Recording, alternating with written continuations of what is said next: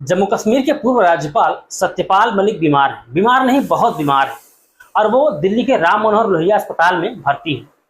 सत्यपाल मलिक के बारे में एक बात जान लीजिए। सत्यपाल मलिक वो व्यक्ति हैं जो जम्मू कश्मीर में कई सारे घोटालों के साक्षात गवाह हैं, साक्षात साक्षी हैं, जिनके आंख के सामने घोटाले किए गए, जिनके आंख के सामने वैधानिक घोटाले किए गए। और सत्यपाल मलिक शायद इस भारत की पॉलिटिक्स में या विश्व में पहले ऐसे व्यक्ति होंगे जो घोटाला उजागर करने की वजह से घोटाले के आरोपी बनाए गए हैं। जिस केस में इनके ऊपर मुकदमा फाइल किया गया है, सीबीआई ने चार्जशीट दाखिल की है, उस केस को उजागर करने का श्रेय सत्यपाल मलिक को जाता है।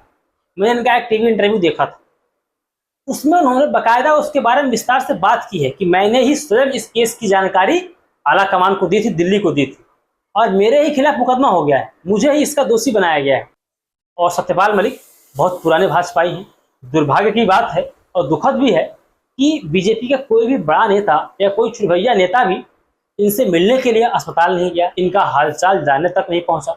ये तक नहीं कहा कि या डॉक्टर को फ़ोन कर देते, एक बार विजिट कर लेते, शायद और बेहतर इलाज मिल जाता। तो उनसे मिलने गया कौन? उनसे मिलने गया राहुल गांधी, प्रतिपक्ष के नेता राहुल गांधी। अखिलेश यादव ने उनके लिए ट्वीट किया और सरकार से मांग की कि उनका बेहतरीन से बेहतरीन इलाज करवाया जाए।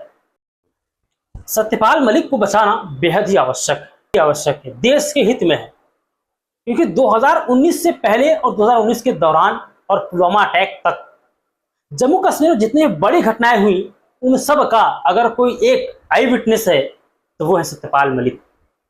पुलवामा घटनाक्रम का कोई अगर एक व्यक्ति जो सच कह सकता है तो वो है सत्यपाल मलिक।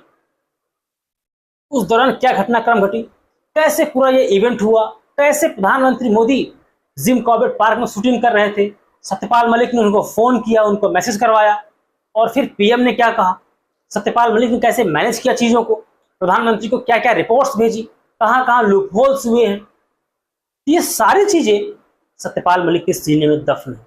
कई इंटरव्यूज में ये सब बातें कही हैं, लेकिन वो इंटरव्यूज हैं, उनको साक्ष्य के तौर पर नहीं माना जाएगा। इसलिए आवश्यक है सत्यपाल मलिक दीर्घायु हो, लंबी आयु उनकी हो, और जब सही अवसर आए, जब कभी मुकदमा इसका खुले, जब कभी कोर्ट में, जब कभी देश की न्यायालय में इस केस को लाया जाए, उनकी बात सुनी जाए, देश उनको सुने और सच्चाई सामने आनी चाहिए कि पुलवामा के पीछे असली मकसद किसका था और कौन है पुलवामा का साजिश करता। आज तक 6 साल का समय बीत चुका है, अभी तक पुलवामा की जांच रिपोर्ट सामने क्यों नहीं आई? क्यों सरकार ने किसी की जिम्मेदारी नहीं तय की?